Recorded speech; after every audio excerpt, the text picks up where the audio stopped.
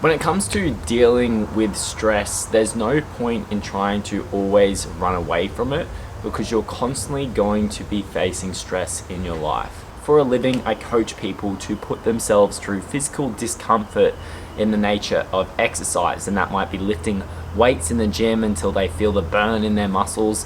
It might be coaching them on running, and more recently it's teaching people how to do things like yoga and breath work. And whilst we have physical sensations that we recognize as uncomfortable, I think discomfort spans a lot more broadly than purely what is physical. Obviously, there's a lot more things than just physical discomfort in life.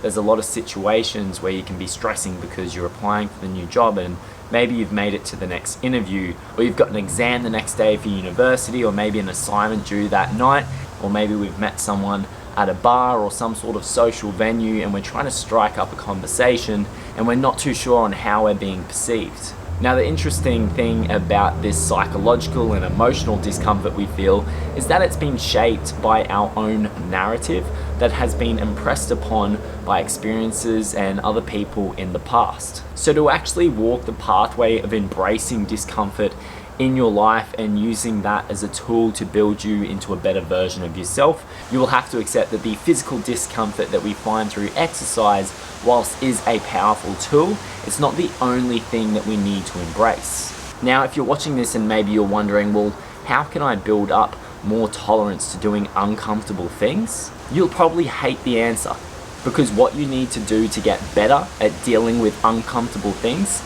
is doing uncomfortable things. I've always loved that quote that is a little bit shambled up here, but falls somewhere along the lines of making your bed in the morning no matter what, no matter where you are in life, no matter how big or small your problems are.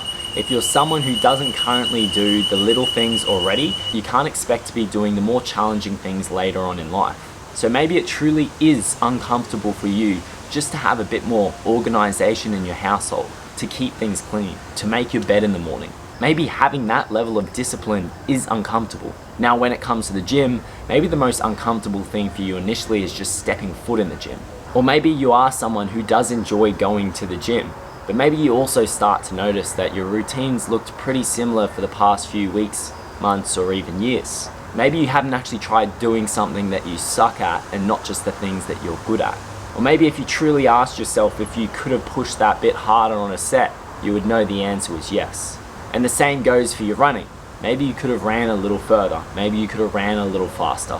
Now, there's obviously certain parameters that we do need to follow with training, but getting used to embracing discomfort, especially during sessions where intensity is key, is going to help you to propel a lot further in your training down the line. Now, as we talked about, I think the key thing to remember is that discomfort, whilst it is physical and whilst it can be felt during exercise, isn't the only way that we'll improve ourselves as people. When it comes to the psychological and emotional side of things, what things are you avoiding? What things in your life make you feel uncomfortable at the thought of doing them? Are you currently uncomfortable in your career because you're stagnating, you feel bored or maybe unchallenged, but maybe it seems too daunting to take the next step, ask for the promotion, or make a career switch? Maybe you've always wanted to study something, but you were just scared of the commitment that came along with it. On that note, I never thought I was going to be someone who would actually complete a bachelor's degree. I flunked it through the end of high school and I went down the wrong pathway. I never thought that I'd actually go on to finish a 3-year degree at university and get high grades. And I faced so much adversity throughout it because I really struggled to study. A lot of the things I felt like took me a lot longer than the regular person because I just couldn't digest the information that well. However, this serves as a great example because university was not physically challenging for me. In fact, a lot of the time when I was doing an assignment or studying for an exam, I would much rather go train in the gym or go for a run. My discomfort was actually just sitting there paying attention for long enough to get the work done. So what about emotional discomfort? Well, to be honest with you, I can only talk from my experience so far because I know there's a lot of things in my life that I probably haven't dealt with yet emotionally, but there are things that I have tackled as well. And I can tell you they're not fun to deal with. Now, whether this is something that was from your childhood, whether it was a breakup with a partner, whether it was something that was going on with a certain friend or friend group at this point, or maybe it's just the way that you perceive yourself and the world around you. Whether you're someone who just can't manage their emotions or you just don't know how to feel them. That's another place that you can work on and start to embrace the discomfort of it all so you can overcome the challenges and come out the other side. Which really brings me into my next point. If you're engaging with physical discomfort through exercise, you can expect to improve your health and your fitness and maybe the way you look. Or maybe it's dealing with the discomfort that you feel with the anticipation of going for a promotion, or maybe even making a career switch or starting a new business. Or maybe it is the emotional discomfort. Maybe it's that you don't know how to process the emotions, or maybe it is the fact that you just don't know how to deal with ruminating emotions that are constantly flying around and causing you grief in your life. What we do need to understand is that no matter what, there's always going to be this level of discomfort there. No matter at what point you're at in your life, where you are, who you're with, there's going to be discomfort. And as they say, you need to pick your poison. Would you rather just sit there with the discomfort that you've been dealing with for days, weeks, months, or even years? Or would you rather feel the discomfort that comes along with change and helping you to actually move on with your life or become that better version of yourself by making the changes that you need to?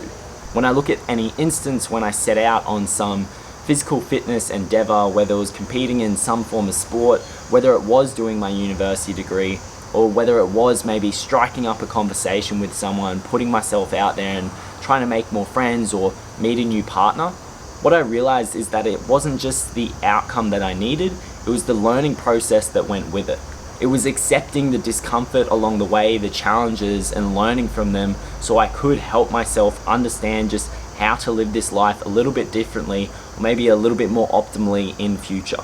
However, if you are someone who just sits on the fence, or you don't deal with the thing that you need to deal to, or you don't do anything to change the fact that you're not consistent with your training, with your nutrition, or maybe that you are, but it's just not working, or it's not actually enhancing your health, fitness, or quality of life, you need to accept responsibility for yourself, your actions, and embrace the discomfort that comes along with creating the changes that you want to see.